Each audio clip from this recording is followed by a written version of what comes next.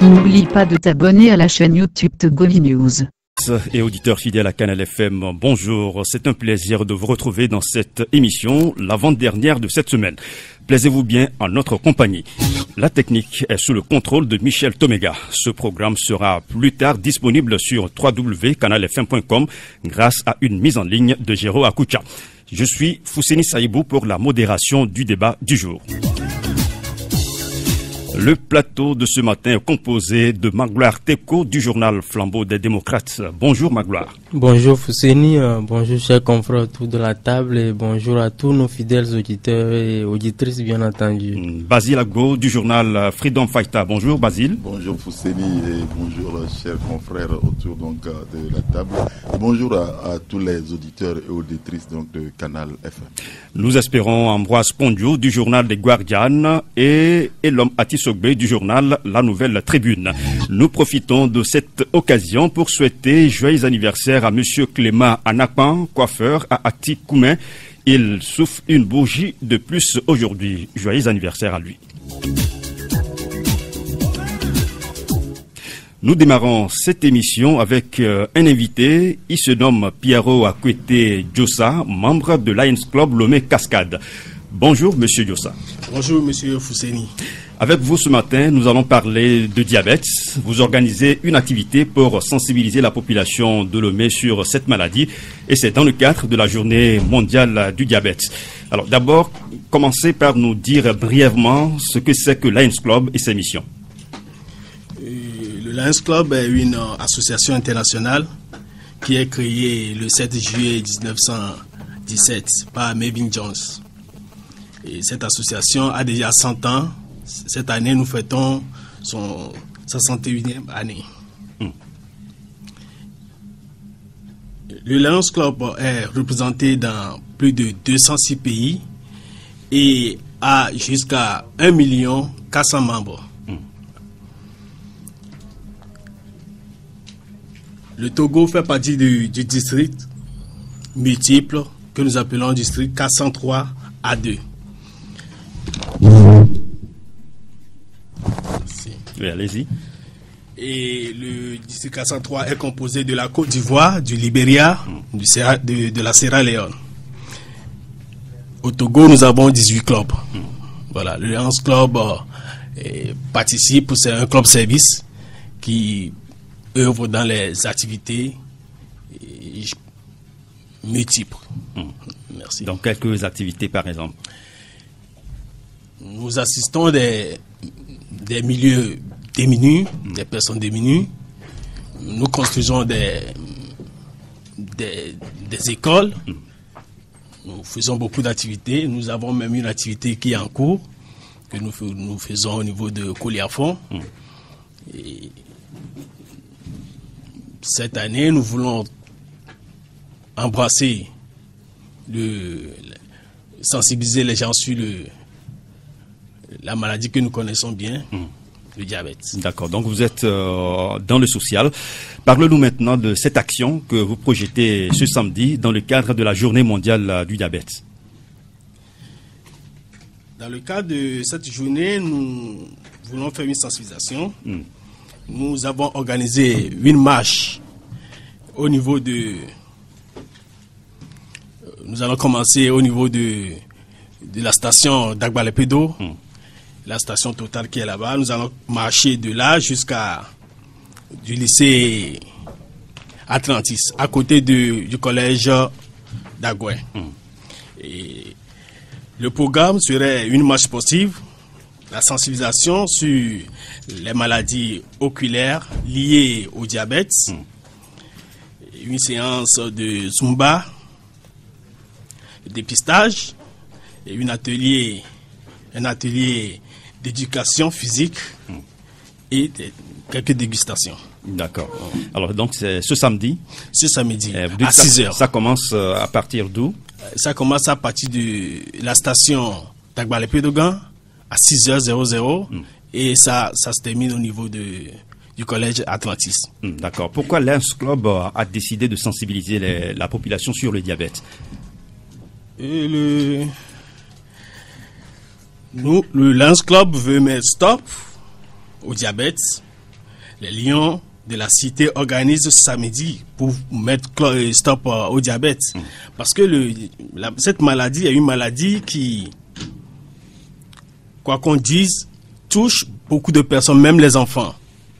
Et cette maladie ne se guérit pas. Et déjà, cette sensibilisation, le faire pour prévenir, c'est le seul moyen de stopper le diabète, la prévention. D'accord. Alors, un appel à toute la population à l'approche de cet événement. Nous demandons à la population de se mobiliser et de venir nombreux pour ce dépistage, pour cette sensibilisation, pour la marche. Et de là aussi, vous savez que la marche est un sport qui fait du bien à la santé. Donc, nous appelons à la population de vraiment se mobiliser. Merci. D'accord. Est-ce que pour se faire dépister, il faut payer quelque chose? Non, c'est gratuit. C'est gratuit. Le dépistage est gratuit. D'accord. Merci, monsieur Pierrot Akwete Diossa. Je rappelle que vous êtes membre de Lions Club Lomé Cascade. Bonne journée à vous. Merci.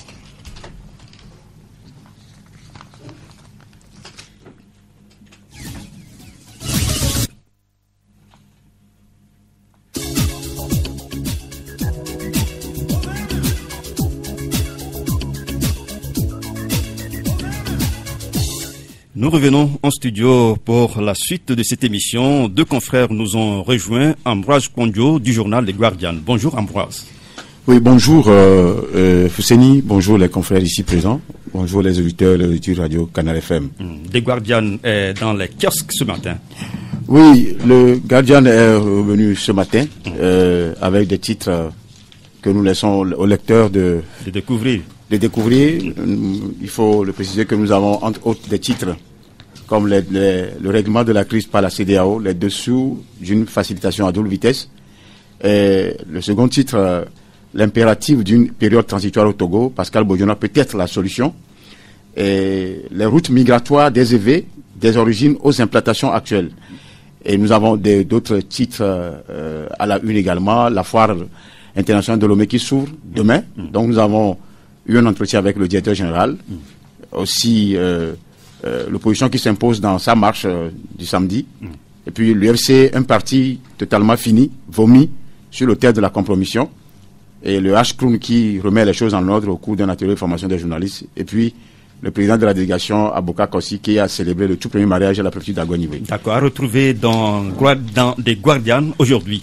Elom Atisobe, oui. Bonjour. Bonjour Fousseni, bonjour aux confrères en studio et bonjour aux auditrices et aux auditeurs. Vous êtes le patron de la Nouvelle Tribune. Merci d'être passé dans ce studio. C'est moi. Alors, hier, 21 novembre 2018, les députés de l'opposition et ceux de la majorité n'ont pas pu, une fois encore, s'entendre sur le projet de loi de modification constitutionnelle. Les députés de l'opposition ont quitté la salle pour protester contre la non prise en compte du texte de l'expert constitutionnaliste de la CEDEAO, Alioune Badara Fall, qui, sur certains points, est en déphasage avec le projet du gouvernement. Le bâtisseur écrit « Impossible révision constitutionnelle à l'Assemblée nationale. Le pouvoir dans son dilatoire habituel. Que va faire la CEDEAO ?» s'interroge le journal. Réforme constitutionnelle, écrit l'éveil de la nation. Pourquoi le gouvernement ne pouvait pas plaquer in extenso les propositions de l'expert? Le changement titre, le projet de loi du gouvernement finalement balayé par celui de l'expert de la CEDEAO qui stipule en son article 59 nouveau, je cite, le président de la République est élu au suffrage universel, libre, direct, égal et secret pour un mandat de 5 ans renouvelable une seule fois. Nul ne peut exercer plus de 2 mandats présidentiels ou proroger le mandat pour quelque motif que ce soit. Cette disposition ne peut faire l'objet d'une révision. Ouara, les vainqueurs écrit réforme constitutionnelle, le savant dosage du gouvernement entre les propositions de l'expert et les réalités historiques du Togo.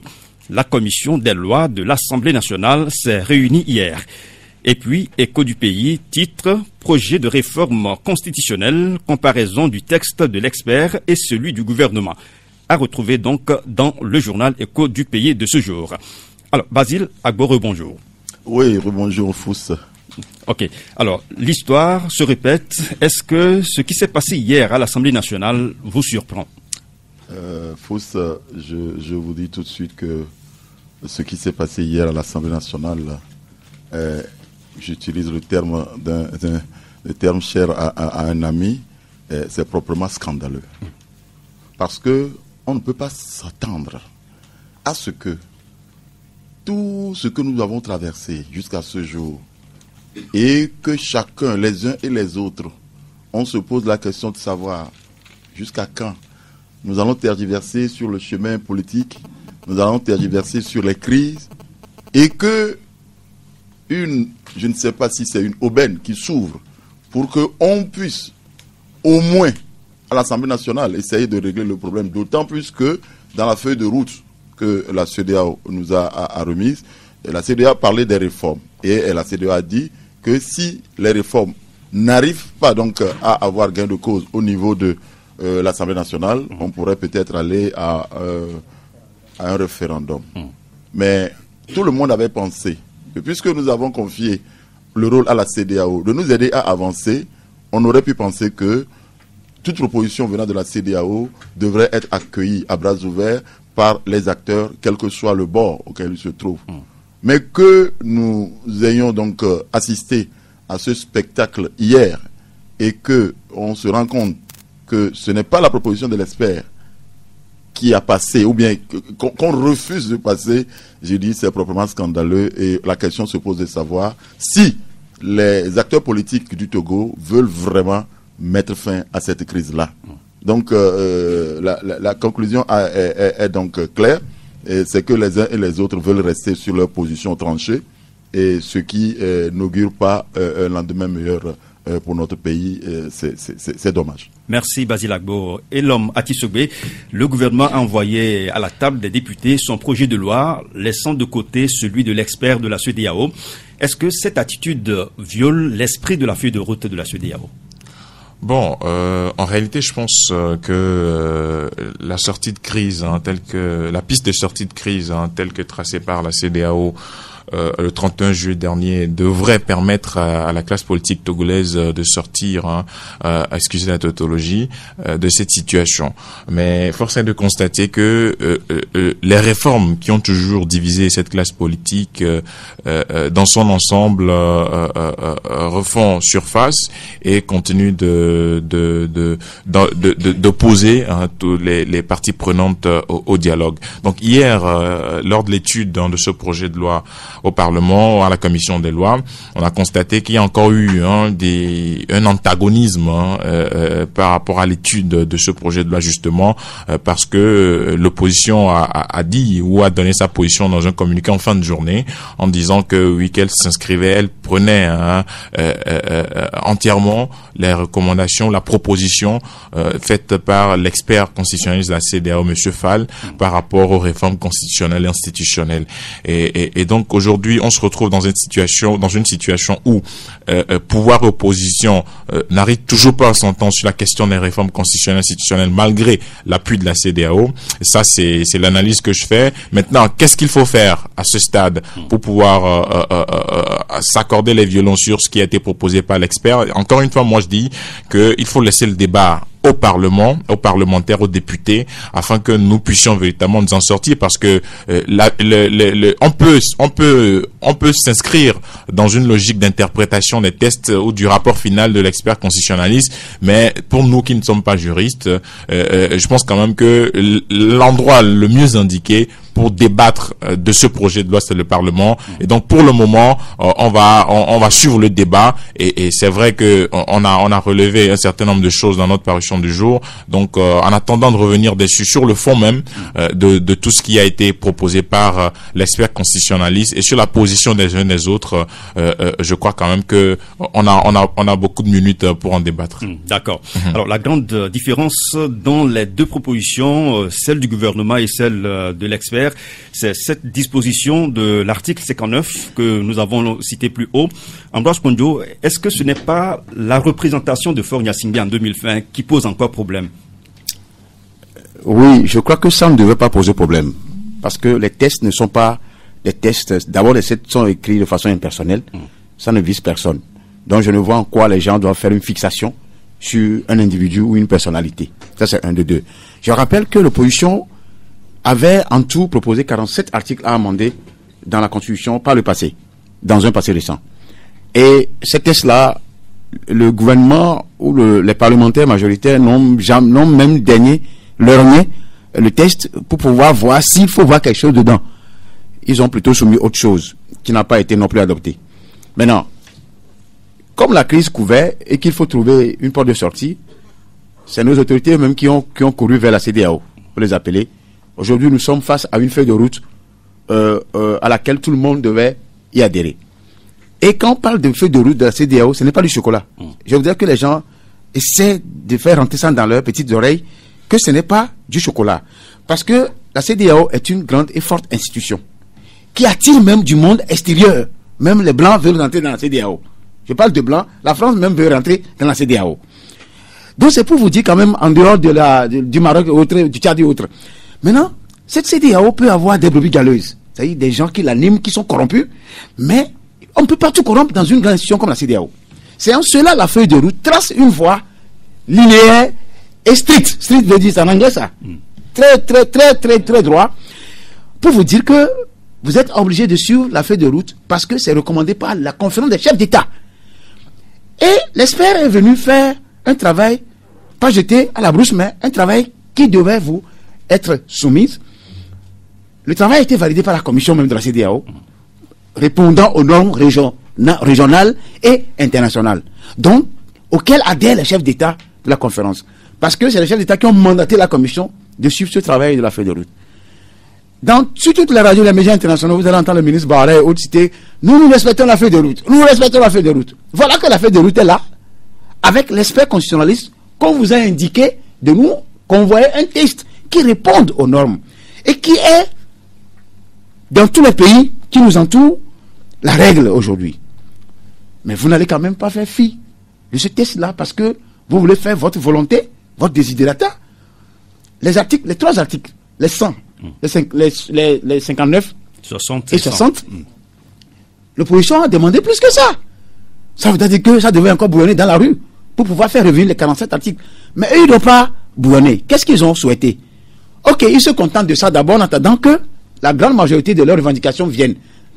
Pour une fois, on dira que l'opposition a pris l'essentiel. On vous dit souvent, prenez ça d'abord. Donc, eux, ils ont adhéré à ça. Maintenant, c'est ceux qui sont en face. Ce qui m'étonne, c'est que c'est ceux qui sont en face maintenant, qui adhèrent à 100% à la feuille de route, qui ne veulent pas adhérer, qui ne veulent pas aller au test de l'expert. C'est incommensurable. Mais, donc, les Togolais qui ne sont pas cons, dans leur grande majorité, savent aujourd'hui que ceux qui sont en train de brûler la feuille de route, c'est ceux qui sont au pouvoir. C'est ceux-là qui ne veulent pas qu'on aille à une sortie de crise. Quelle est la velléité en tête, en fait? C'est peut-être de s'accrocher au pouvoir. Parce que le scénario qui va se passer maintenant, c'est que la facilitation est obligée de revenir pour voir qu'est-ce qu'il y a, où se trouve le blocage. Si vous n'arrivez pas à s'adapter au test à l'Assemblée à 4/5e, parce que l'opposition va sortir de la salle, eux aussi ils ne peuvent pas adopter ni leur test, ni le test constitutionnel, on va vous dire d'aller au référendum. Le référendum, quel test va-t-on soumettre au référendum? C'est le test du constitutionnaliste sénégalais qui est obligé de passer, pas leur test. C'est là où tout le monde se rendra compte que finalement, mais bon, c'est vous qui ne vous attachez pas à ce que nous voulons dire. Et les sanctions vont commencer par tomber. D'accord, merci Ambroise Pondio. Magloire Teko. Oui, disons que honnêtement, ce qui s'est passé hier ne m'a pas surpris en réalité parce que moi j'aime le dire que les acteurs politiques que nous avons particulièrement au Togo, ils savent mieux s'entendre pour ne jamais s'entendre. Et la preuve a été ce que nous avons vécu hier. Vous savez, depuis le début de cette crise-là, on parle toujours de deux mots, dialogue et consensus. On se rappelle que le 3 septembre 2017, le gouvernement togolais avait déjà envoyé un projet de loi constitutionnelle à l'Assemblée nationale. Et il s'est fait que les acteurs des deux bords ne sont pas compris. Et aujourd'hui, on en est là où nous en sommes aujourd'hui. Mais après, la CEDEAO est arrivée et nous nous sommes donnés pour devoir de suivre ce que la CEDEAO allait nous recommander, parce que on a tiré l'attention de tous les acteurs ici dans ce même studio que si jamais vous n'arrivez pas à vous entendre, eh bien la CEDEAO, lorsqu'elle va arriver, eh bien toutes les dispositions que la CEDEAO prendrait ne feront pas que des heureux. Ces dispositions-là feraient, n'est-ce pas, des heureux et des malheureux. Mais c'est tout comme on nous a pas compris, on nous a pas entendu. La CEDEAO est là. Maintenant, on a commis un expert constitutionnel. Personne, je dis personne, que ce soit au niveau de la coalition ou au niveau du pouvoir, personne n'a rejeté cet expert-là. Tout le monde attendait que l'expert produise son travail. Eh bien, moi, j'ai été surpris, il y a quelques jours, que le ministre Gilbert Bawara, dans une émission sur Radio Canal K, disait que eh bien, le gouvernement, dans sa dynamique de respecter le chronogramme, attendait que le rapport de l'expert soit tombé sur sa table le 10 novembre dernier. Et que le rapport a accusé un retard. Le gouvernement a pris cette disposition d'envoyer son propre projet de loi à l'Assemblée nationale en attendant et que les débats se fassent désormais à l'Assemblée. Moi, je dis, ça me pose honnêtement problème. Personnellement, je dis, qu'est-ce que nous voulons? C'est-à-dire quoi? C'est nous-mêmes, Ambroise l'a rappelé tout à l'heure, c'est nous-mêmes qui sommes allés chez les partenaires pour pouvoir venir nous aider à sortir de la crise. On nous propose une solution, nous sommes d'accord, et le moment venu, on fait autre chose. C'est-à-dire quoi? Aujourd'hui, le gouvernement dit, oui, le travail que l'expert a rendu, on le met de côté, on va travailler sur le projet de loi que moi je dépose sur la table des parlementaires, et on sait également que la C14 avait également son projet de loi constitutionnel. Mais d'entre les deux, lequel faut prendre? On me dira que c'est le gouvernement qui initie ce genre de projet. Mais je dis, on ne fait pas sérieux. On ne fait pas sérieux. Et si jamais on aime le Togo, on ne va pas se donner à ce jeu-là. Parce que vous voyez, aujourd'hui, c'est carrément un autre feuilleton qu'on crée avec des épisodes interminables. Et on va détourner encore l'attention des Togolais de l'essentiel. L'essentiel, c'est quoi? C'est les réformes en réalité. Les réformes, je vous assure, si on veut les faire, ce n'est qu'une histoire de secondes, pour ne pas dire une histoire de 24 heures tout au plus. Le reste, c'est un jeu politique. Et moi, je suis meurtri dans l'âme que les politiques togolais continuent par prendre les Togolais de la sorte comme... je ne sais pas. Ils font cela et les Togolais sont là à assister à ce jeu qui n'a pas de fin en réalité. Merci Magloire. Ambroise Pondio l'a dit, à défaut de consensus, à défaut d'atteindre les 4/5, le peuple sera appelé au référendum. Alors Basile Agbo, s'il faut aller au référendum, avec quel fichier électoral? Puisque l'opposition conteste celui qui est en train d'être constitué aujourd'hui par la CENI. Non, mais je crois que la question se pose très pertinemment à ce niveau, parce que si au jour d'aujourd'hui on veut faire un référendum comme vous êtes en train de le dire, et je crois pour ma part que si nous savons que dans le pays on n'arrive plus à s'entendre, c'est-à-dire que du côté de l'opposition comme du côté du pouvoir en place, on n'arrive pas à s'entendre et que personne ne veut une proposition de l'autre ou de l'autre. Tout à l'heure, Ambroise le disait, que si jamais il fallait aller à un référendum, la proposition qui serait soumise au référendum ne devrait peut-être pas, ou bien ne serait pas celle du gouvernement. Parce que nous avons commis un expert que la communauté internationale a payé. Parce que de toutes les façons, il faut comprendre qu'il y a de l'argent qui est sorti de là. Ça veut dire que si on a commis un expert et qu'on a payé pour un travail qu'il a fait et qu'il a soumis, donc il serait clair que la proposition à soumettre serait la proposition de l'expert au référendum. Vous posez la question de savoir si jamais il y a un référendum, alors quel sera le corps électoral qui ira à ce référendum. Et j'avoue que nous sommes en train d'assister donc à un spectacle qui n'aura pas de nom. D'autant plus qu'on a fait un référendum, on a fait un recensement où l'opposition a boycotté le recensement.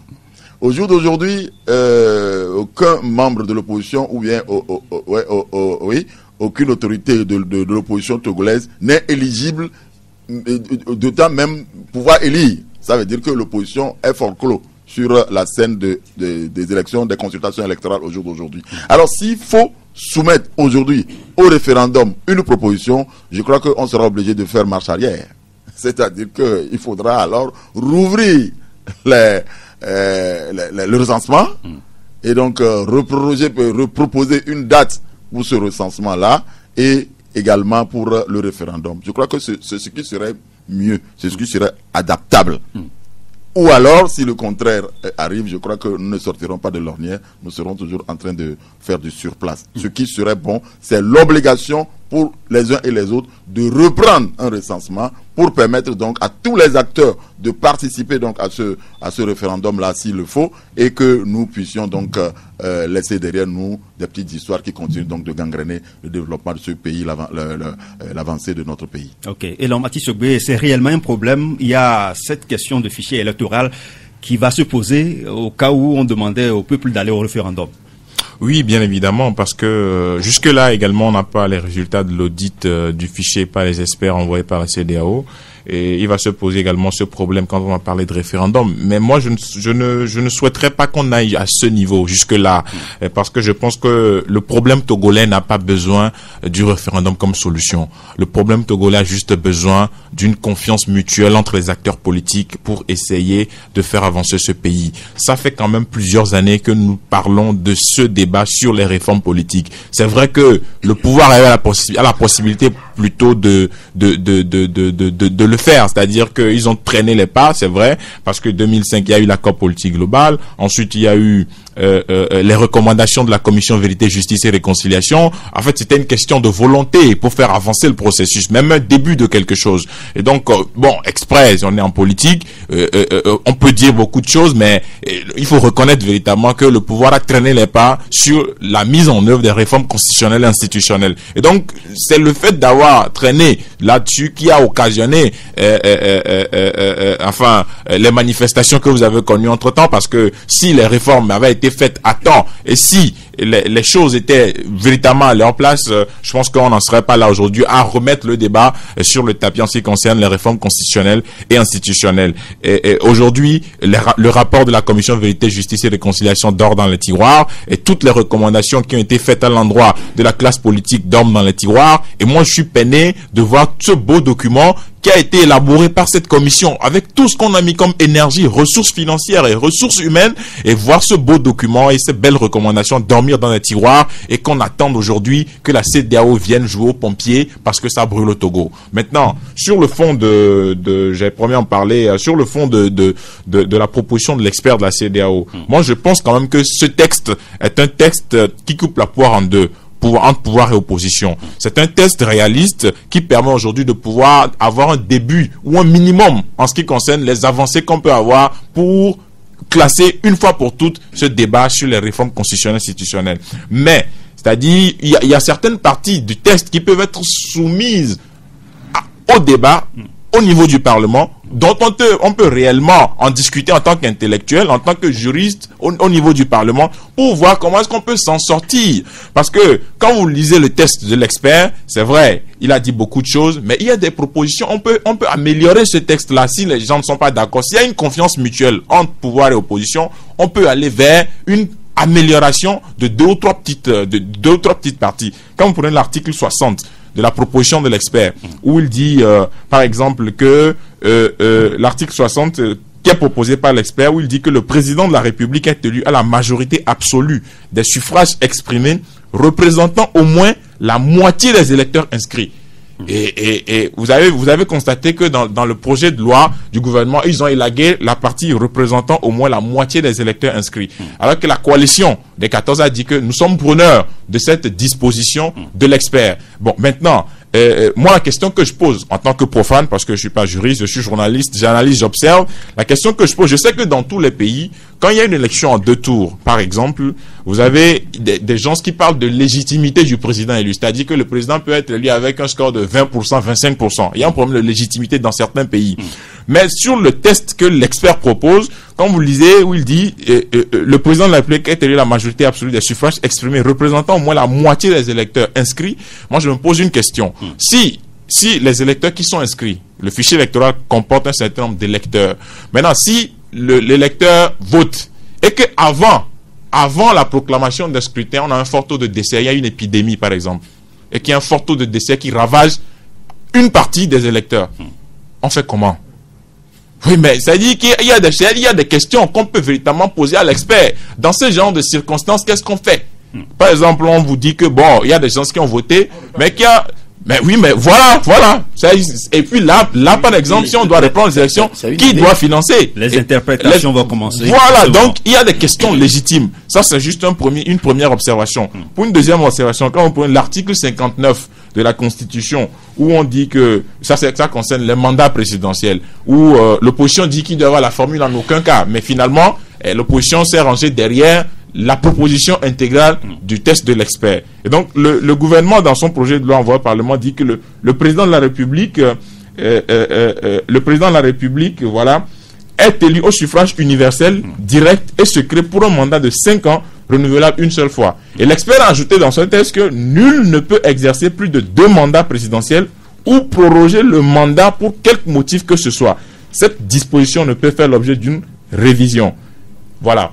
Donc, à cette phrase, justement, il y a une interprétation.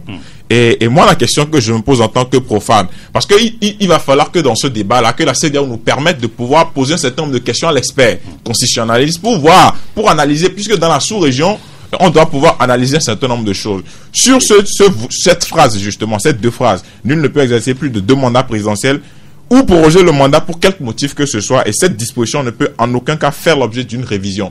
Donc, il y a certaines situations. Oui, Ambroise, si tu permets. Il y a certaines situations, par exemple, qui ont eu cours dans la sous-région. Je prends par exemple le cas de la Côte d'Ivoire, où on n'a pas eu d'élection pendant 10 ans sous le régime Gbagbo, à cause de l'instabilité, de l'insécurité et de la guerre. Et dans ce cas, si par exemple, je pense cette disposition, ces 2 phrases, si ces 2 phrases étaient dans la Constitution ivoirienne, qu'est-ce que ça pouvait occasionner? Nul ne peut exercer plus de 2 mandats présidentiels ou proroger le mandat pour quelque motif que ce soit. Mais on va constater un vide constitutionnel et l'opposition, il y aura une anarchie, puisque les gens vont dire que le président qui est là, il est illégitime, parce qu'il a déjà fait 2 mandats, il doit partir. Et là, ça va créer un autre problème. Donc, il va falloir que les parties prenantes au dialogue puissent s'asseoir pour discuter, confronter les idées, sortir des exemples palpables, afin qu'on puisse véritablement trouver une solution. Merci, le problème, moi je trouve le problème très simple. Le Burkina Faso, ce qu'il a dit tout à l'heure de l'esprit là, c'est dans les terres du Burkina Faso. Au Bénin, c'est la même chose.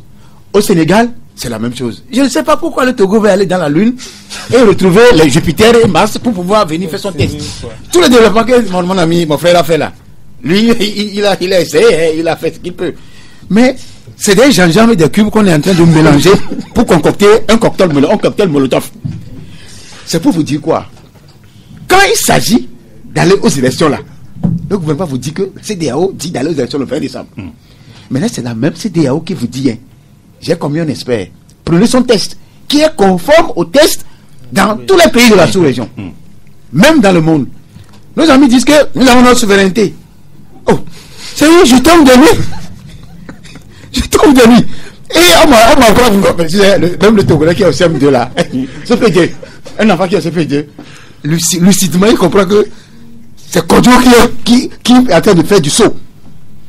Kodjo a un problème face à Kofi. Ceux qui sont en face, ils disent nous ne sommes pas totalement satisfaits de ce que l'espère a produit. Mais puisque c'est la feuille de route, tout le monde veut respecter, nous adhérons à ça. Maintenant, vous qui criez, nous on veut aller à la CEDEAO. C'est les mêmes personnes qui retirent maintenant, qui se retirent. Ils seront coincés par la CEDEAO, la même CEDEAO. Je l'ai dit que la CEDEAO est une grande institution avec laquelle il ne faut pas jouer. On peut envoyer des experts qui seront corrompus, on peut leur donner des centaines de millions, ils vont le bouffer dans 2 ans, ça va finir. mais ils seront grillés à vie. La preuve, il y a des gens qui ne peuvent même pas approcher leur nez à la frontière du lac Condy. Il y en a. Je ne veux pas citer les noms, tu les connais. Non, il ne faut pas citer. Donc c'est pour te dire que aujourd'hui, on nous parle à l'Assemblée, nos amis sont encore en train de faire des trucs à l'Assemblée, ce dont ils n'ont pas besoin. Que la majorité a finalement introduit le projet de révision, mais soulève la question de la souveraineté. Comment je vais dire ça? Il faut plaider, il faut supplier ceux qui sont au pouvoir que le Togo appartient à tout le monde. Mais ce qu'ils font là, ça veut dire qu'eux, ils ne veulent jamais quitter le pouvoir. Ce qui est inadmissible. Parce qu'un bon matin, même Néron, Caligula, ils sont partis. Staline était dans sa chambre quand il tombait comme ça. Donc, eux aussi partiront, ils n'ont qu'à préparer un bon avenir pour leurs enfants là. Les enfants ne vont pas s'exiler à vie. Les enfants viendront aussi pour gouverner le Togo, et pour gouverner, mais pour vivre au Togo comme nous aussi. Mais pourquoi ils font ça? Ils font du mal au peuple togolais. Les gens souffrent dans le pays, il y a la misère ambiante, c'est à cause de ça. Aucun investisseur ne viendra investir dans les bruits de bottes. Vous allez voir, les militaires sont dans les jeeps, ils circulent partout là. Personne ne viendra. Merci. Donc, autant, je sais que la CEDEAO va réagir. Ils ont essayé d'écarter la facilitation ghanéenne, puisque celui qui a le vent en poupe, c'est le Guinéen, d'accord? Mais le Guinéen aussi, à un moment donné, va se rendre compte que ces gens-là, ils vont me phober. Donc, ils vont revenir pour voir ce que c'est. Est-ce qu'ils disent qu'il faut ça? C'est ça. Merci Ambroise. C'est ça. Merci. Il faut préciser que l'opposition, dans une déclaration publiée hier 21 novembre, dit accepter le texte final de l'avant-projet de loi portant modification des dispositions des articles 59, 60 et 100 de la Constitution du 14 octobre 1992, proposé par l'expert de la CEDEAO. Liberté écrit, réforme, texte final de la CEDEAO, la C14 accepte, le pouvoir s'oppose. Chronique de la semaine titre, réforme constitutionnelle, l'opposition veut confier le pouvoir souverain du peuple à un expert étranger. En intégralité, les propositions de l'expert et les amendements apportés par le gouvernement. Proposition de l'expert de la CEDEAO, écrit la Nouvelle Tribune. L'exécutif retient la substance. Texte final proposé par l'expert de la CEDEAO sur les réformes, écrit toujours la Nouvelle Tribune. La C14 dit oui. Togo Matin qui titre proposition de texte de l'expert constitutionnaliste de la CEDEAO, là où le gouvernement et le professeur Alioune Fall sont sur la même ligne. On lit à la une du journal Le Changement, la C14 accepte en l'état le texte final proposé par la CEDEAO. Et puis le bâtisseur qui écrit flou kafkaïen autour de l'adoption des réformes politiques. Rapport définitif de l'expert Alioune Badara Fall de la CEDEAO. Alors, Magloire Teko, accepté par certains, rejeté par d'autres, que dire des attitudes des uns et des autres? Oui, je dirais tout simplement que dans la vie, toute œuvre humaine est perfectible. Je suis d'accord quand on nous dit aujourd'hui que il y a en tout cas que le projet de texte constitutionnel élaboré par l'expert soit revu. Je suis d'accord parce que chacun aura son mot à dire dans la mesure où on nous parle toujours de dialogue et de consensus. Et quand vous lisez bien le communiqué de la CEDEAO rendu public le 18 novembre dernier, la CEDEAO a affirmé que le projet de loi élaboré par l'expert était conforme à la norme. La norme. À leur exigence, quoi. Pas à leur exigence, mais était conforme à ce qui se fait dans la sous-région. Et de deux, et que il est également dit que après l'élaboration de ce projet de loi là, que les deux parties décident d'un cadre d'adoption de ce projet de loi constitutionnelle. Mais tout ça n'a pas été fait et l'expert a déposé son travail. Moi, j'aurais voulu que, on prenne en compte ce que l'expert a fait et que le parti au pouvoir, ou du moins la majorité présidentielle, apporte son amendement, de même que la C14, parce que nous savons que la C14 aussi avait ses exigences. Et qu'on cherche le juste milieu. Mais de mettre carrément de côté ce que l'expert a fait, je me dis, on se discrédibilise aux yeux de la CEDEAO d'abord et aux yeux de l'expert, parce que c'est son travail à lui. C'est un expert, c'est un professeur de droit constitutionnel. C'est ce qu'il sait faire le mieux.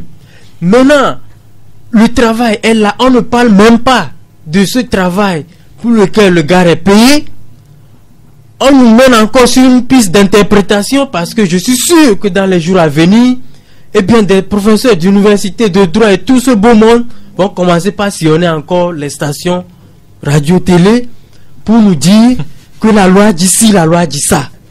Maintenant, nous Togolais profanes là, on choisit quoi? C'est ça la question que moi je me pose. Et donc moi je dis, c'est pour cela que moi je suis fondamentalement contre la réaction de certains Togolais qui essaient de se mettre à dos la CEDEAO. Vous savez, l'homme est imparfait. Il peut arriver que des diplomates ou des fonctionnaires de la CEDEAO commettent des erreurs. Mais de là et arriver à mettre au dos toute l'institution, je dis non. C'est une erreur que la C14 aussi a fait l'autre fois, quand on a vu que à la marche de samedi, des gens ont brandi des pancartes où on parle de vautours, d'amener leurs femmes et leurs enfants à voter le 20 décembre, ou que les gens souhaiteraient la guerre civile au Togo, mais ils ne l'auront pas. Je dis, mais ça c'est une erreur. Nous allons y revenir. On va y revenir. C'est pour cela que je dis, aujourd'hui, malgré tout, voyez-vous, les acteurs politiques, ils nous ont suffisamment démontré qu'ils ne feront rien de bon. C'est-à-dire, quand ils seront ensemble, ils ne feront rien de bon. Et que c'est la seule CEDEAO qui peut nous mettre sur le bon chemin.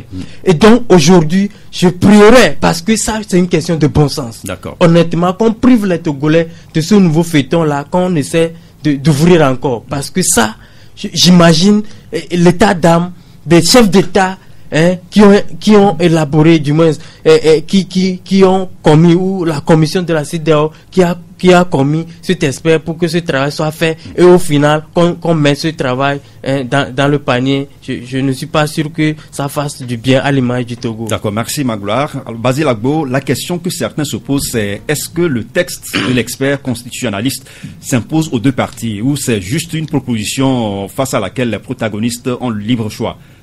La feuille de route n'a rien précisé à ce sujet. Oui, enfin, dès le libellé de la feuille de route le 31 juillet dernier, il n'était pas question de la rédaction par un expert de la CEDEAO d'un quelconque texte. Ça ne se trouvait pas dans la feuille de route.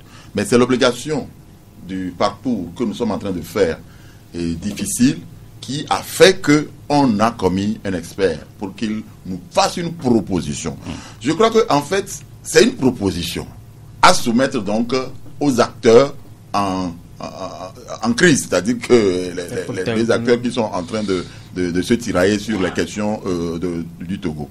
Donc, c'est à ces acteurs-là qu'on soumet ce texte-là, et dès qu'ils sont d'accord sur ce texte, je crois que c'est ce qui s'est passé hier à l'Assemblée et qui a fait et qui nous montre que, eh bien, d'un côté comme de l'autre, les gens ne sont pas d'accord sur ce texte-là. Alors que tout à l'heure, on le disait, on a commis un expert qu'on a payé, et pour qu'il puisse faire un travail qui nous profite à tous. Qu'est-ce qu'on reproche au travail de l'expert? Je crois que les deux, dans chacune des parties en face, il faudrait qu'on nous dise clairement ce qu'on reproche à ce texte-là, parce que nous, comme Aticho le disait, profanes, quand nous avons lu le texte, nous avons tellement été satisfaits qu'on s'est posé la question de savoir, mais donc, ce monsieur, il connaît nos problèmes, il a apporté le remède le plus efficace qui puisse régler nos problèmes. Mais si malheureusement, les acteurs en présence, ceux à qui on a proposé ce texte, le refusent d'un côté ou de l'autre, je crois que c'est à eux maintenant de venir nous dire concrètement qu'est-ce qu'on reproche à ce texte et qu'est-ce qu'on aura voulu que l'expert fasse.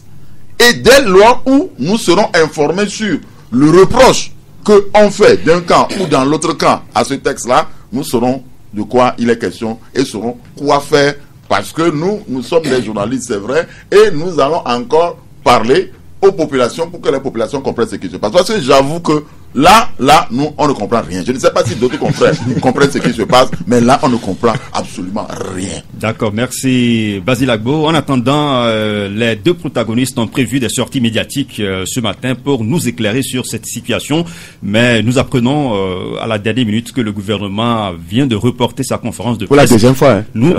Pour la deuxième fois. Nous en saurons davantage. Alors, depuis plus d'un an, elle s'est engagée à aider le Togo à sortir de sa longue crise politique comme elle l'a fait par le passé. Il s'agit bien de la CEDEAO, Communauté économique des États de l'Afrique de l'Ouest.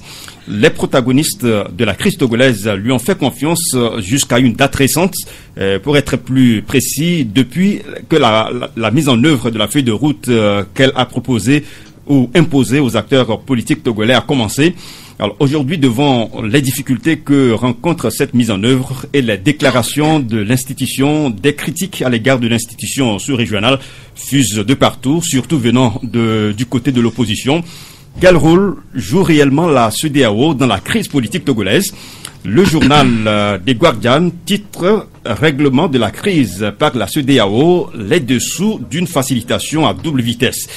Après avoir traité la CEDEAO de tous les noms d'oiseaux lors de la marche, écrit chronique de la semaine, la coalition de l'opposition quémande la réunion du comité de suivi. Quel cynisme! Le journal Le Rendez-vous écrit « Diplomatie des mallettes aux cheveux d'une monarchie pour les ailés. Même à la CEDEAO, chacun a son prix », s'interroge le journal. Alors, Elom Atisogbe, à voir les derniers développements de l'actualité au Togo liés à la crise politique, est-ce que la CEDEAO jouerait-elle un double jeu dans la facilitation? Non, en réalité, je pense quand même qu'il serait trop tôt de juger du fait que la CEDEAO jouerait un double jeu dans le processus de sortie de crise au Togo, parce que les acquis que nous avons obtenus à ce jour, ce sont des acquis qui ont été obtenus grâce à la facilitation de la CEDEAO. Si le président du Ghana et le président de la Guinée, ces deux facilitateurs, ne sont pas impliqués plutôt dans la crise togolaise, on n'en serait pas à ce stade. Et il faut reconnaître que si aujourd'hui il y a eu une accalmie qu'on constate au niveau de la classe politique, au niveau même de la situation sociopolitique au Togo, c'est grâce aux efforts conjugués des deux chefs d'État, des deux facilitateurs, qui ont tout fait pour rapprocher les points de vue par rapport à une feuille de route donnée. Et donc c'est cette feuille de route qui a été rendue publique lors de la conférence des chefs d'État le 31 juillet 2018 à Lomé. Maintenant, c'est l'application de cette feuille de route qui aujourd'hui ouvre un nouveau débat au niveau de la classe politique et en ce qui concerne la crise. Et moi je dis que aujourd'hui, si on veut faire le procès à la CEDEAO, je pense quand même que on va se tromper de cible, ou on se trompe même carrément de débat, parce que la CEDEAO, cette institution, nous a aidés dans le règlement de cette crise-là et continue d'être à notre disposition pour pouvoir sortir véritablement de la crise. Imaginez tous ces chefs d'État. Alpha Condé, il a des problèmes chez lui. L'opposition guinéenne est dans les rues. On a assigné à résidence le chef de file de l'opposition guinéenne, Cellou Dalein Diallo. Mais au Ghana, le président a des problèmes avec sa dette et la dette intérieure qui flambe. On a essayé de privatiser certaines banques du Ghana. Et donc, c'est pas rose chez ces chefs d'État également. Mais ils se sont donnés. Ils ont pris la peine de pouvoir nous aider dans la résolution de la crise. Et donc, nous, en tant que Togolais, ce qu'on peut faire par rapport aux acquis que nous avons obtenus, c'est de les encourager à pouvoir nous sortir de cette crise qui n'a que trop duré. Parce que c'est nous qui aujourd'hui souffrons. Nos petites économies. Regardez comment le pays se porte aujourd'hui. Regardez comment les gens souffrent. Regardez comment le poids de cette situation politique. Et imaginez tout ce que ça donne comme conséquence sur le panier de la ménagère. Et bien aujourd'hui, nous sommes là. On est là. On dit ceci aujourd'hui. Demain, on dit autre chose. Et, depuis le 31 juillet, regardez tout ce qu'on a eu comme blocus. D'abord, comité de suivi de la CEDEAO qui entre, qui n'entre pas. C'est composé de qui et de qui? Ensuite, CENI, recomposition paritaire, 8-8. On a dit, bon, sur les 8 de l'opposition, l'UFC entre, l'UFC n'entre pas. On a fait ce débat pendant combien? Un mois. L'UFC a dit, j'entre. La coalition dit, vous n'entrez pas. Et mais, finalement, il a fallu que la CEDEAO dise, UFC, retirez-vous. c'est la coalition qui devait prendre votre siège. Chassé. Un mois, c'est fini. Ça fait déjà 3 blocus. Il y a eu un autre blocage, et qui est dû notamment à l'interprétation du rapport final du test de l'expert. Et donc c'est de ça que nous sommes en train de débattre. Ça fait combien de points de blocage que j'ai relevé tout à l'heure pour une petite feuille de route qui a été publiée le 31 juillet.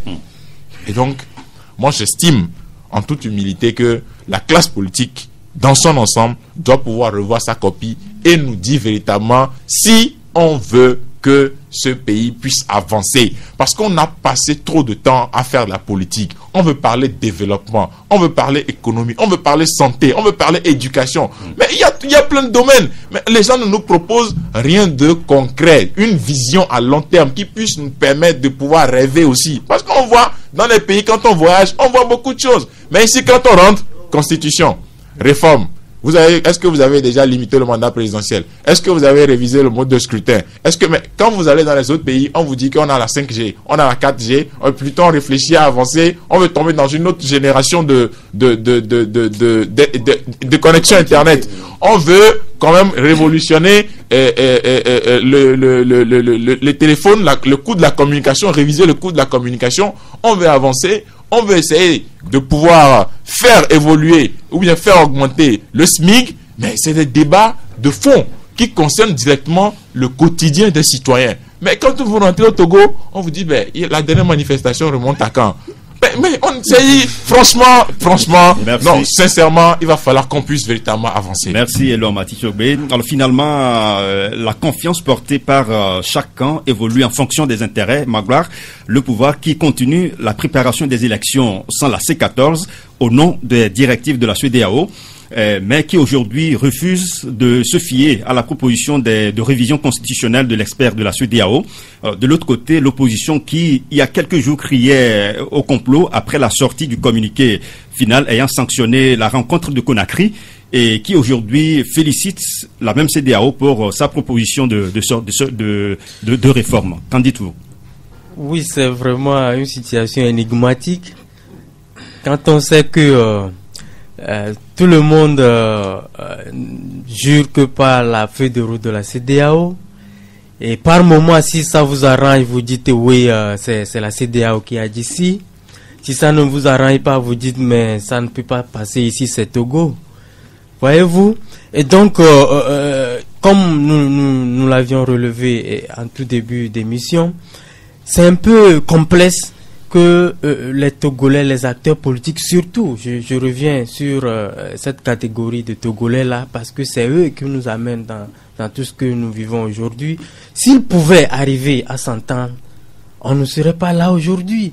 Et aujourd'hui, ils ont fait preuve de leur incapacité notoire de pouvoir s'entendre, même sur les moindres détails. Et c'est nous-mêmes qui sommes allés voir la CEDEAO. Aujourd'hui, la CEDEAO est là, a produit sa feuille de route. On a encore de la peine à respecter cette feuille de route de là. Et moi, je dis, j'étais étonné de voir que le pouvoir de Lomé met carrément de côté cette proposition de terre constitutionnelle-là, qui en réalité devrait nous permettre d'évoluer très vite. Parce que l'homme l'a dit ailleurs, on ne parle plus de mandat présidentiel. C'est du passé, ça. On rêve grand. Mais aujourd'hui, chez nous au Togo, c'est encore la CENI composition paritaire, l'UEC n'y va pas, j'y vais. Et ça, honnêtement, de l'autre côté, on se moque éperdument de nous. Et la CEDEAO, aujourd'hui, j'ai l'impression comme si elle aussi, malgré elle, est avec nous, mais elle est prise entre l'enclume et le marteau. Parce que si elle prend une décision qui arrange une partie, on applaudit. Si ça n'arrange pas l'autre partie, on crie à un complot contre le Togo. Et j'évoquais le cas tout à l'heure. Quand on voit que hier, il y a certains qui émettaient des doutes véritablement par rapport à la capacité de la CEDEAO d'aider le Togo à sortir de la crise.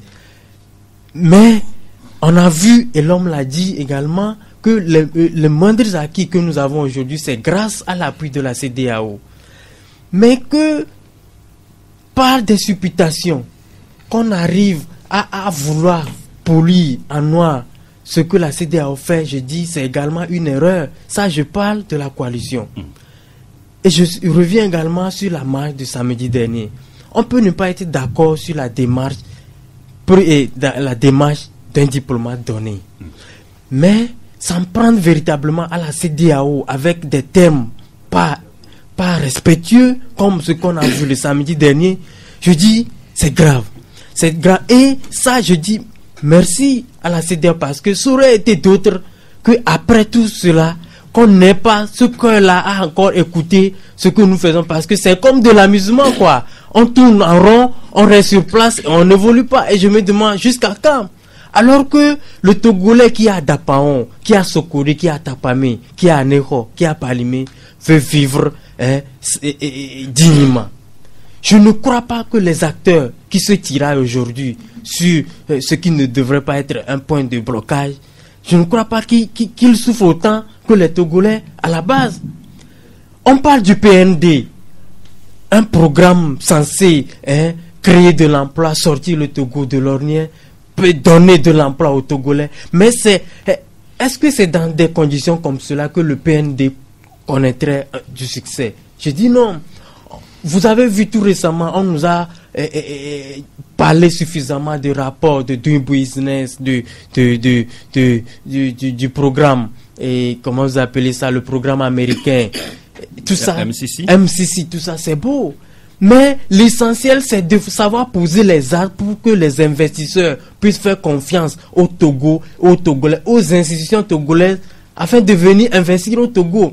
Mais si vous posez un acte aujourd'hui, sur papier, pour prouver aux gens qu'au Togo ça va, ça évolue bien, même la Banque mondiale applaudit, et que sur place, vous démontrez encore juste à côté que ce que nous disons, ce que nous avons dit, ce n'est que sur papier, et que véritablement nous Togolais, on est capable de faire autre chose que ce que nous vous disons sur papier. Là, il y a problème. C'est pour cela que j'exhorte les acteurs politiques à prendre conscience de la situation pour aider le Togo et les Togolais à sortir de cette crise-là. Merci Magloire. Lorsque certaines décisions de la CEDEAO sortent, des gens se demandent si ces décisions ont réellement l'assentiment de toute la facilitation. Mais The Guardian semble savoir ce qui se passe au sein de la facilitation. Dans sa parution de ce jour, le journal d'Ambroise Kondjo titre « Règlement de la crise par la CEDEAO, les dessous d'une facilitation à double vitesse ». Alors, Ambroise Kondjo, lorsque vous parlez d'une facilitation à double vitesse, vous faites allusion à quoi? Oui, loin de moi l'idée de vider tout le contenu de mon article. L'essentiel. Je crois que il y a deux visages dans la facilitation, le président ghanéen et le président guinéen. C'est deux pôles qui sont dramatiquement différents, même si il y a un pôle de démocratie qui anime les deux pays. Vous savez que Condé a eu 18% au premier tour, avant de se retrouver au perchoir,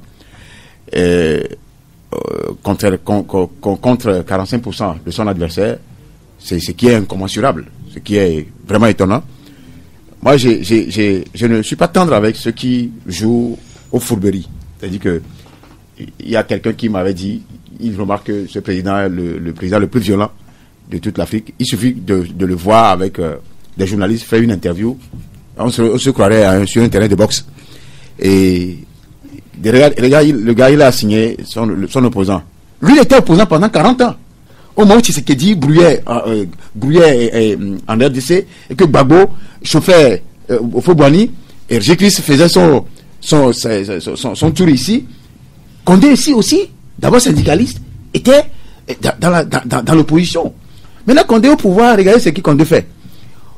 Le pouvoir semble vouloir élaguer la facilitation ghanéenne. Ça, on comprend parce que on va vous dire que ils ne sont pas avec nous.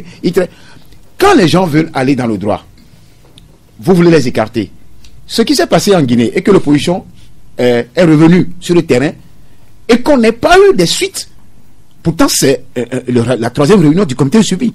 À chaque réunion, on sort toujours une déclaration ou des décisions. On n'en a jamais eu. Maintenant, il semble que les gens accusent l'opposition de ne pas pouvoir respecter ce qui a été dit. Moi, je n'en sais pas. Et on a même lu sur certains réseaux sociaux, les gens disent que le président guinéen s'en est emporté contre l'opposition. Moi, j'ai dit dans ce journal que le président, il n'a qu'à s'enflammer, il n'a qu'à brûler. Parce que vous ne pouvez pas traiter les Togolais comme des cons. Aujourd'hui, j'ai dit que la CEDEAO est une forte institution. Peut y avoir des brebis galeuses. Mais la vérité finira toujours par rattraper. Qu'est-ce qui empêche la CEDEAO de dire la vérité au peuple togolais? Même votre propre feuille de route. Faites sur la feuille de route, il y a un comité de suivi. Tout ce qui se passe, il peut avoir un emploi étant chargé chez eux. Ils peuvent venir régler le problème. Leur silence, surtout le silence de Condé, me dit qu'il y a quelque chose de mèche entre Condé et le pouvoir. Ça, c'est des supputations, on me dira. Mais c'est des faits qui sont là têtus. Parce que on a l'impression que Condé ne joue pas un franc jeu. Et depuis lors, le président ghanéen ne le sent plus. Même son ministre de l'Intérieur ne le sent plus. Les Togolais ont été monnayés quelque part. On sait comment l'argent circule dans cette séraille politique pour pouvoir avoir des intérêts. Et la preuve aujourd'hui, c'est que le pouvoir est là, voulant avancer unilatéralement avec son texte, contrairement à ce que la CEDEAO propose. Et quand les gens disent classe politique, quelle classe politique? L'opposition a accepté le texte de l'expert constitutionnel, appelé chat et chien. C'est le pouvoir qui refuse d'aller au test de l'expert constitutionnel. Je crois. L'opposition a dit, tout ce que vous dites, on n'adhère pas à tout, mais on accepte de prendre. C'est le pouvoir qui refuse de prendre le test de l'expert constitutionnaliste, Badara Fall. Vous savez, quand les institutions internationales vous envoient sur votre terrain faire un travail, le travail vous est soumis et appliqué à la lettre. Vous refusez, ils reviendront sur ça. Doudou Dieng a publié un rapport dans ce pays en 2005. Le rapport a été pris en compte par les Nations Unies. Ce rapport circule toujours aujourd'hui. L'expert là, il a fait son travail. Et nous, on a eu à débattre ici. On a même comparé, quand vous voyez l'expert avec son sac au dos, un professeur d'université dans plusieurs universités, avec un sac au dos, n'a rien à voir avec des milliards que les gens peuvent donner et corrompre, contrairement à d'autres. La preuve, il nous a donné. Et c'est pourquoi certains ont foi à certaines nationalités dans le traitement de certains dossiers. Les Sénégalais, peut-être les Maliens aussi. Mais il y a d'autres nationalités, même les Ghanéens, il y a d'autres nationalités, quand vous entendez leur nom même, vous dites qu'on n'a pas besoin, ils préfèrent les élaguer. Donc c'est vous dire que le Togo est plus comme un fonds de commerce. On choisit la crise pour venir se monnayer, pour venir se saouler dans le miel et le lait. Merci, les Togolais en ont assez et les Togolais veulent que le Togo avance comme les autres pays. Merci Ambroise Pondio. 93.5 Canal FM.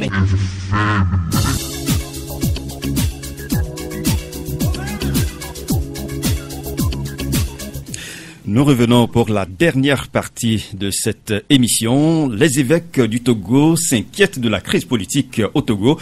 Dans leur récente déclaration, ils disent, je cite, « Alors que se rapproche la date des élections législatives convoquées par le gouvernement, la tension ne cesse de monter et nous redoutons le pire si rien n'est fait à temps pour désamorcer la situation et apaiser le climat », a déclaré donc les évêques du Togo.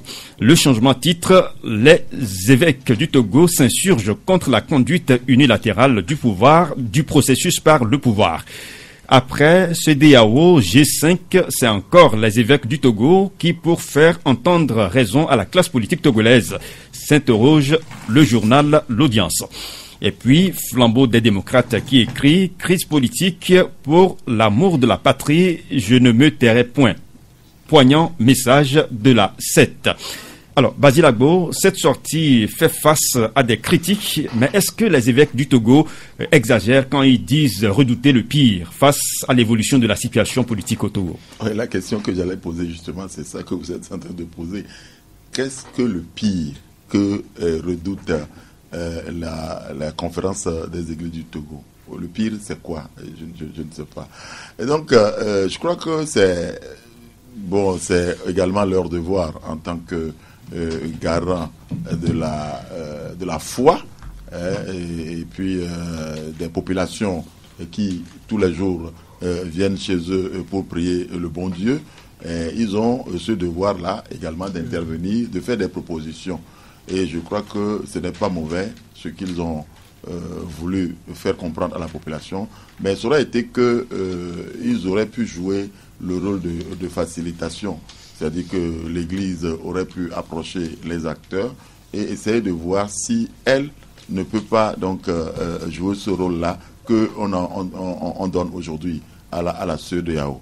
Bon, c'est vrai, ils n'ont pas pu le jouer. Aujourd'hui, ils sont à leur conférence, ils sortent des déclarations. Ce n'est pas la première fois. Je crois que la conférence des églises, depuis que le problème, la crise sévit au Togo, la conférence des églises a sorti pas mal de textes qui ont été appréciés différemment selon les positions des uns et des autres. Et ça a fait quoi? Je ne sais pas.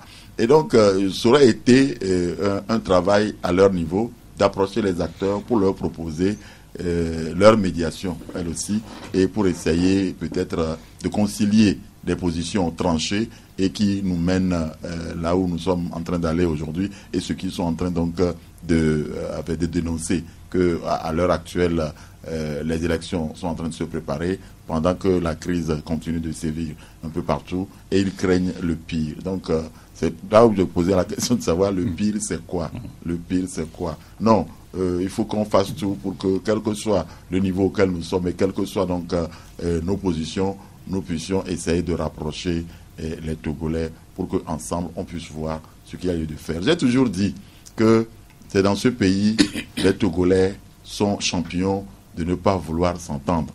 Je me rappelle, et je l'ai toujours dit sur beaucoup de médias, que nous étions là en 94, quand le pape Jean-Paul II avait envoyé le cardinal Etchegaray au Togo pour essayer de concilier des positions qui étaient tranchées. Vous savez, le problème togolais ne date pas d'aujourd'hui, c'est bizarre. Nous sommes toujours en train de tourner autour du pot. On ne trouve toujours pas le bout du tunnel. Et donc, le cardinal Etchegaray avait dit à l'époque, les Togolais aiment parler à tout le monde, sauf entre eux. C'est-à-dire que lorsqu'il était venu ici pour concilier les positions, tout le monde allait chez lui. L'opposition va, et à l'époque c'était les maîtres Agboibo, Edem Kodjo et Zadif Waïva et autres. Tout le monde se rue chez le cardinal pour lui exposer les problèmes qu'ils ont. Et le cardinal aussi, bon, de temps en temps, il reçoit les gens du pouvoir qui aussi lui exposent les positions.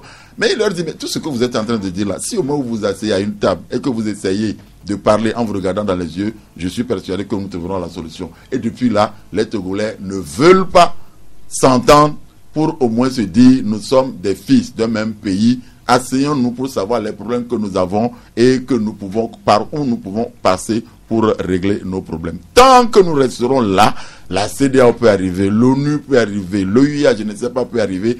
Tant que les Togolais ne vont pas accepter, s'asseoir pour se débarrasser de tout ce qu'il y a comme invective les uns contre les autres, pour voir le pays. Tout à l'heure, l'homme disait quelque chose. Mais le pays d'abord, les gens sont en train de souffrir. Le Togolais pour manger aujourd'hui, mais c'est difficile.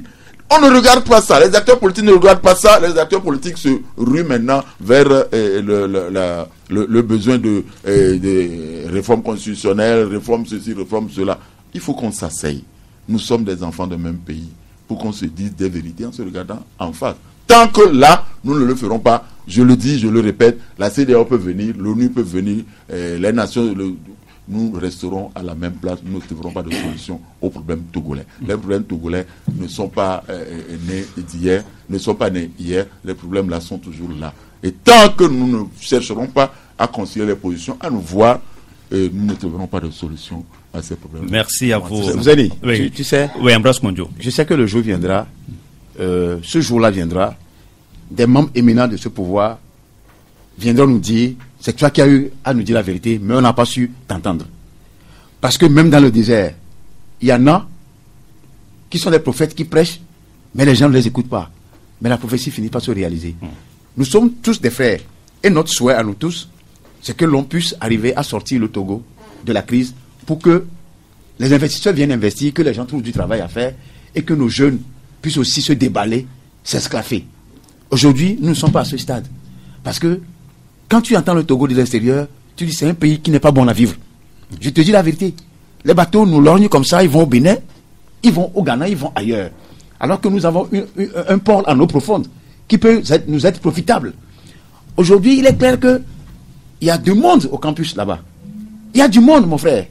Pour ne pas... Pour te dire qu'il y a tellement du monde que... Comment faire pour sauver ces jeunes-là? Je viens de quitter une école de BTS. C'est juste un exemple. Hein. J'étais effaré. C'est le CIFOP. D'autres universités privées envoient des étudiants là-bas parce qu'ils savent qu'ils sont très excellents. C'est pour te dire que l'université de Lomé peut faire mieux.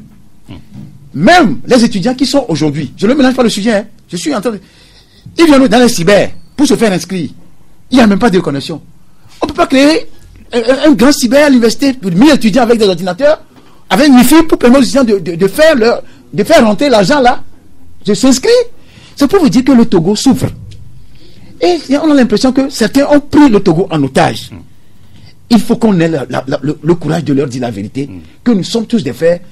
Quand tu aimes ton papa ou ton frère, dis-lui la vérité. D'accord. Au lieu de l'habiller, qui s'enfonce dans l'abîme et que demain ils disent qu'est-ce que tu m'avais dit.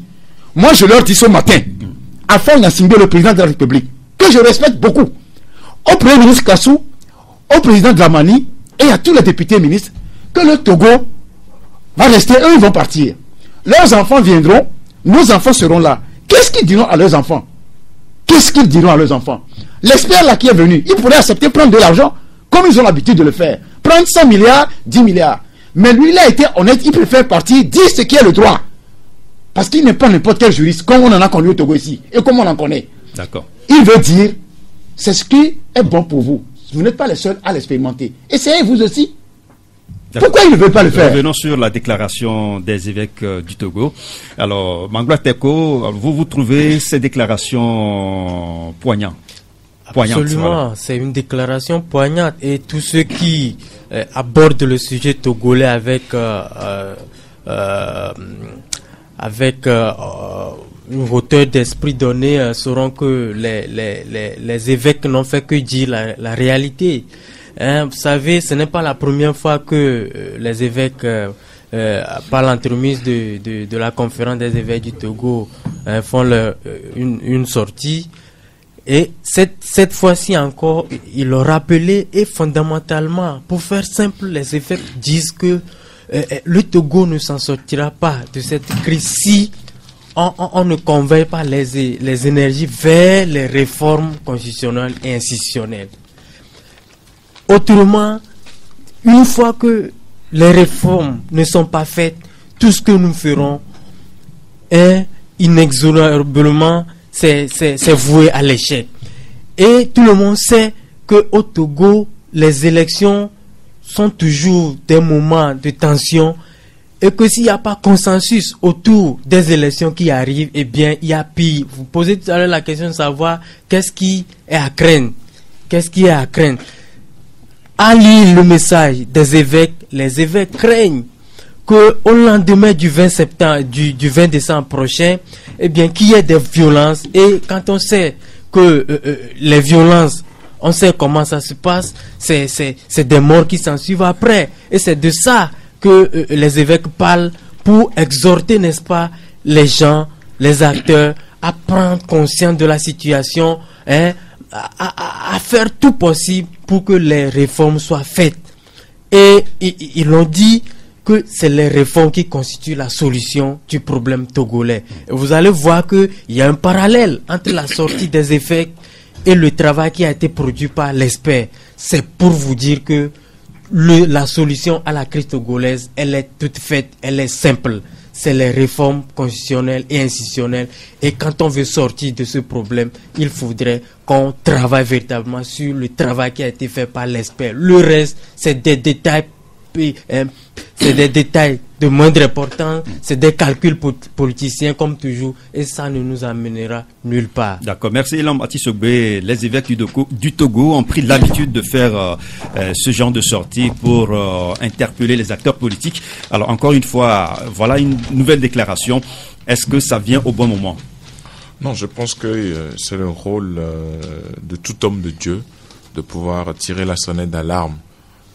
Si il constate que nous nous écartons des chemins qui sont prescrits par les paroles saintes ou les écritures saintes et par rapport à une situation donnée. Et donc la conférence des évêques du Togo, dans son rôle d'éveil et d'alerte, a quand même, dans un énième message à la classe politique, exhorté les acteurs à pouvoir s'entendre, à pouvoir s'asseoir, à pouvoir se dire les vérités, à pouvoir se regarder droit dans les yeux et pour pouvoir faire avancer les choses.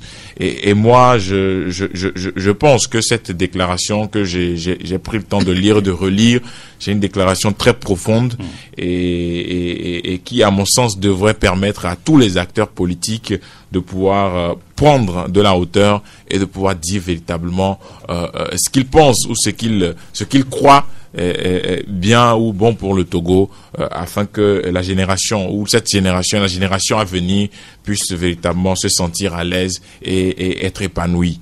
Et au-delà de ça, je crois que les évêques ou l'Église catholique dans son ensemble, depuis un certain moment, à travers beaucoup de lettres, à travers beaucoup d'appels à l'endroit de la classe politique, a suffisamment dit et ça, enfin, ce qu'elle pense de la situation. Et quand vous prenez par exemple les recommandations de la commission Vérité, Justice et Réconciliation, vous avez eu à la tête de cette commission un prélat qui a quand même fait un travail honorable et qui a laissé des recommandations et des recommandations qui souffrent toujours d'une mise en application. Et je pense quand même que l'Église catholique a fait sa part depuis, continue de faire sa part et quitte aux acteurs politiques de savoir véritablement ce qu'ils recherchent pour ce pays. D'accord, merci Elom Atisogbe. Alors Ambroise Pondio, à cette étape de la crise politique togolaise, on ne parle plus de transition, mais dans votre parution de ce jour, vous évoquez la transition et vous liez cette transition à un homme. Je lis le titre de votre article, l'impérative d'une période transitoire au Togo. Pascal Bodiona peut être la solution. Oui, je crois que fondamentalement, il y a des trous qu'il faut remblayer à un moment donné. Vous savez, le cafouillage dans lequel on se trouve, le problème du Togo n'est pas, je crois, forcément un problème politique ou social. C'est aussi un problème ethnique. Ça, beaucoup ne le dit pas. Et peut-être lui-même, il lira cet article, sera surpris. D'autant plus que le monsieur, quand vous le connaissez, il a fait beaucoup le pouvoir. C'est un grand ténor du pouvoir, avec sa particularité. Il a eu des démêlés judiciaires dans ce pays. Mais quand vous l'approchez, vous comprenez, vous allez comprendre que c'est un monsieur qui peut faire le tampon ou le pont entre les deux camps. Il a des amis au sein de l'opposition, il ne faut pas donner. Vous savez que sa femme, elle est d'origine libanaise, mais aussi Mina, de souche, ceux qui sont dans la côte. Et je tiens à faire cette précision parce que quand on parle de réconciliation, de conciliation, il faut avoir tous ces éléments-là. C'est un monsieur qui maîtrise aussi la nomenclature ethnique même du pays et très bien avec les milieux d'affaires, même les milieux militaires, des tenues du chef de l'État. Vous voyez? Et quand il passe, vous comprenez que c'est un monsieur qui harangue les foules. D'obédience, il est populaire. Il faut le reconnaître ça. Donc, c'est un monsieur qui a contribué aussi, peut-être beaucoup ne le savent pas, à cette résolution de la CEDEAO là. Parce qu'il a été plusieurs fois consulté par le président ghanéen. Parce qu'il connaît mieux la classe politique togolaise, connaît la situation, il saura situer les pistes. D'aucuns l'étiquette même comme quoi il soutient l'opposition, il bosse en faveur de l'opposition. Non. Il y en a au sein de UNI et du RPT qui continuent pas à l'aduler. Donc ce monsieur, est-ce qu'à un moment donné, si le RPT ou le UNI aujourd'hui a des militants qui ont peur demain des représailles, cette inquiétude-là, est-ce qu'il peut essayer de jouer le juste milieu, essayer de rassurer les gens que quand vous quittez le pouvoir, vous n'avez pas à avoir peur, mais plutôt faites les choses bien pour que les choses bien vous rattrapent. Donc, nous on a trouvé que avec la lutte vont les choses et que nos amis qui sont au pouvoir ne veulent pas lâcher prise, il faut à un moment donné trouver le juste milieu. En dehors des tests qui seront pris à l'Assemblée pour la réconciliation véritable, pas celle qu'on a fait au temps des Yadema, parce qu'on est en train de faire, il faut que quelqu'un arrive à jouer le milieu. Vous allez remarquer qu'au fort temps de la crise, des crises que nous avions à traverser, c'est un monsieur qui joue à la diplomatie. Il est très fin en diplomatie. Il sait quel mot juste dire. Il a eu à faire du mal, certes, dans ce pays même. Mais quand la personne sort du lot, comprend qu'il est allé au purgatoire, il a eu une sentence et il revient à lui-même pour refaire mieux, il faut lui donner cette chance-là. Donc merci. Les deux camps devaient donner la chance à ce monsieur pour pouvoir sortir le Togo de la crise. C'est ce que nous avons eu à analyser. Les lecteurs pourront lire la suite dans votre parution d'aujourd'hui. Et puis vous parlez aussi de route migratoire des EV, les origines aux implantations actuelles. Oui, Vous savez, moi-même, je suis élevé, et nombre ici sont des élevés, tous ici pratiquement. Et j'ai eu à insister sur cet article qui nous a été fourni par un grand frère, Haïté, commis ADJ, qui est expert au niveau du ministère de l'Éducation, mais qui est membre de l'Académie de la langue nationale EV. Quand vous suivez le parcours des EV depuis le Tigre et l'Euphrate, les EV ont contribué à la construction de plusieurs pyramides en Égypte. Ils ont quitté l'Euphrate et le Tigre dans la Mésopotamie, aujourd'hui l'ancien l'Irak. Ils ont descendu vers l'Abyssinie. Ils se sont retrouvés au niveau du Nil. Parce qu'à chaque fois que les peuples migrent, ils cherchent de l'eau. Et ils ont combattu, ils ont fait des luttes avant de se retrouver à Khartoum, dans le Soudan. Avant de migrer aussi au Niger, ils ont fait longtemps le Niger. Les mausolées du Niger que les djihadistes ont eu à détruire, c'est une autre façon de construire les pyramides, mais qui ne maîtrisaient pas la clé. Quand ils étaient retrouvés, ils ont fait des centaines d'années là-bas. Après, ils ont pris le large, ils sont venus à Oyo, au Nigeria. C'est des frères, hein, ceux qui sont d'Aromé, c'est construit par les frères alliés et V, qui est aujourd'hui le Bénin. Et ils ont quitté là-bas, ils se sont retrouvés à Kétou. Ça, c'est au Bénin toujours. Avant de revenir sur le territoire Adja, entre le Bénin et le Togo. C'est là-bas ils ont quitté. Certains sont retournés vers Dahomey, d'autres à Ngotien. Et la grande partie est partie à Ngotien. Tous étaient assis maintenant à Ngotien. C'est là-bas, sous le chef Agokoli, dont on dit qu'il a été un peu au-delà de sa mission de chef. Les gens ont immigré, ils sont allés vers Anglo, vers les Anglois, c'est-à-dire Adafialou, Denou, Keta, Hero, tout ça là. D'autres sont revenus, sont allés dans la Arlon, au niveau des plateaux de Daï. Et les Adangbe, c'est aussi des EV. Les Wati dont on parle, toujours les EV. Donc c'est pour nous recommandons cet article à tous ceux qui sont des EV et les non EV, même les expositions sont EV, de retrouver leurs repères là où ils sont venus, parce qu'il faut savoir d'où on vient avant de savoir où on va, pour pouvoir se faire une idée de ce que nous sommes, nous les EV. Merci Ambroise de nous faire revivre l'histoire des EV dans cet article à la page 5 de votre journal. Nous sommes pratiquement à la fin de cette émission. C'est l'étape des cartons. Nous commençons par vous, Basile Agbo. Merci Fousseni. Ce matin, je suis pas très content de mon pays. Je suis pas très content de mon pays. Et si je sorte un carton, je sors un carton rouge pour tous les acteurs politiques du Togo. D'accord. Merci. Elan Atisobe.